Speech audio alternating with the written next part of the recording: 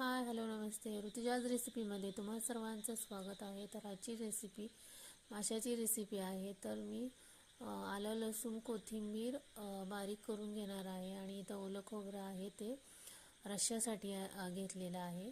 तर हा मासा चिलापी मासा आहे.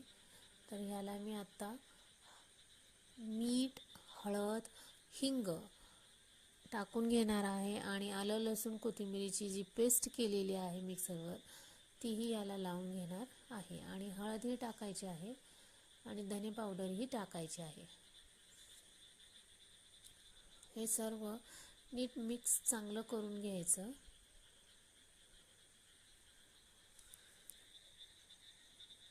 प्रत्येक पीसला ती पेस्ट लागली पाहिजे असं सगळं लावून घ्यायचं. सगळं हलवून घेतलं का मग ते प्रत्येक पीसला पेस्ट लागते. आणि हे सर्व मिक्स करून एका पातेल्यामध्ये ते भरून ठेवायचं आणि पातेल्यामध्ये भरल्यानंतर चांगलं ते हलवून घ्यायचं. म्हणजे हळद, मीठ वगैरे सगळं त्या पिसामध्ये उतरतं.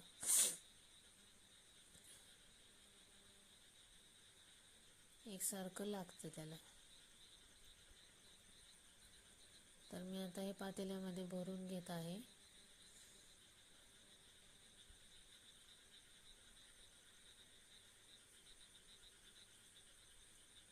आलं जरा जास्तच घालायचं माशाला आणि लसूणही जास्तच घालायचा. आणि राहिलेला जो आहे आलं लसूणची पेस्ट ती माशाची जी डोकी आहेत त्याला लावून घेत आहे, कारण ती रश्श्यासाठी आपल्याला उपयोगाला येणार आहेत.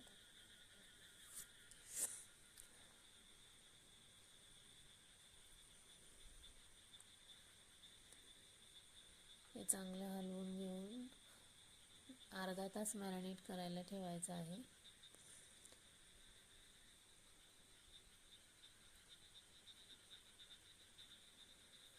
आणि आता मी घेतलेलं आहे ओलं खोबरं, आलं, लसूण, कोथिंबीर हे सर्व पेस्ट करून घ्यायचं आहे रश्श्यासाठी. हे मिक्सरला बारीक करून घ्यायचं आहे आणि मिक्सरला ते बारीक करून घेतल्यानंतर एका पातेल्यामध्ये तेल घ्यायचं, मीठ आणि काळं तिखट टाकायचं आणि ते गरम करून घ्यायचं. ते गरम करून घेतल्यानंतर गॅसवर करायला ठेवलेलं आहे मी. आणि आता मी 2 अंडी घेतलेली आहेत. ती 2 अंडी फोडून एका डिशमध्ये काढून घ्यायची आहेत. तर ते अंडी सगळी घ्यायची नाही, तर त्या अंड्याचं पांढरं तेवढं घ्यायचं.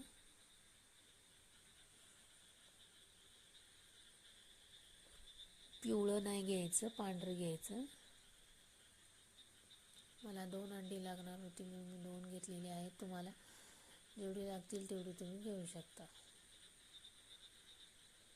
हे पांढरं मला माशाचं जे पीस मॅरिनेट करायला ठेवलेले आहेत त्याच्यासाठी लागणार आहे.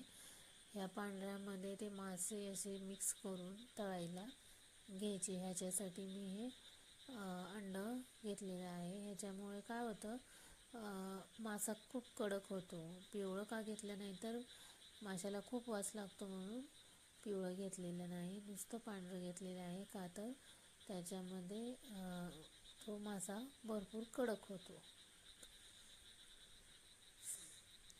याच्यासाठी मी पांढरं तेवढं काढून घेतलेलं आहे.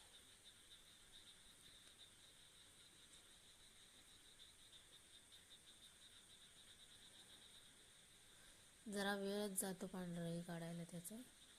आणि आता मी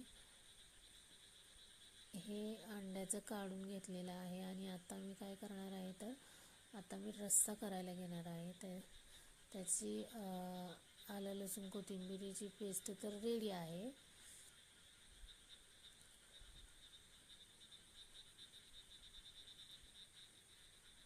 आणि आता मी तवा गरम करायला ठेवलेला आहे. इकडं कढईमध्ये तेल गरम करायला ठेवलेलं आहे.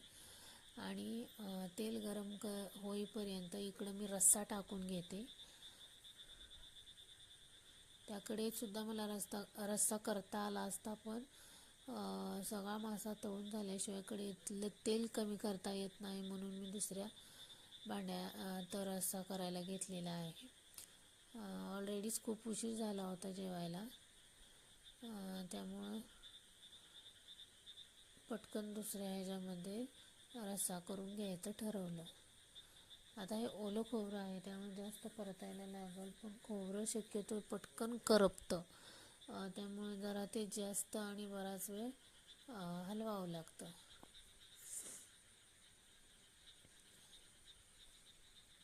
कुठल्याही नॉनव्हेजच्या भाजीला जरा जास्तच तेल लागतं, तर त्या नॉनव्हेजच्या भाज्या चांगल्या होतात. आणि इकडं कढईतलं तेल अजून गरम झालेलं नाही आहे. ते हात वर हे करून बघितलं मी, पण नाही आहे झालं गरम.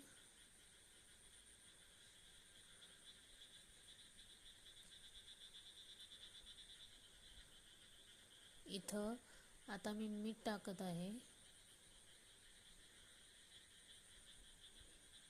धने पावडर टाकलेली आहे, आणि आता हळद टाकत आहे.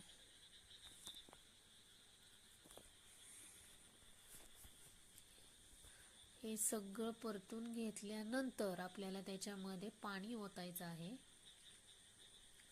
चांगलं तेल सुटेपर्यंत हे परतायचं आहे, आणि मगच पाणी ओतायचं आहे याच्यामध्ये. चांगलं नाही परतलं खोबरं तर खोबरं वर तरंगतं भाजीवरती, म्हणून चांगलं परतून घ्यायचं आहे. आणि त्याच्यामध्ये नंतर पाणी ओतायचं आहे, आणि पाणी ओतून उकळी आल्यानंतर आपल्याला माशाचे पीस त्याच्यामध्ये टाकायचे आहेत.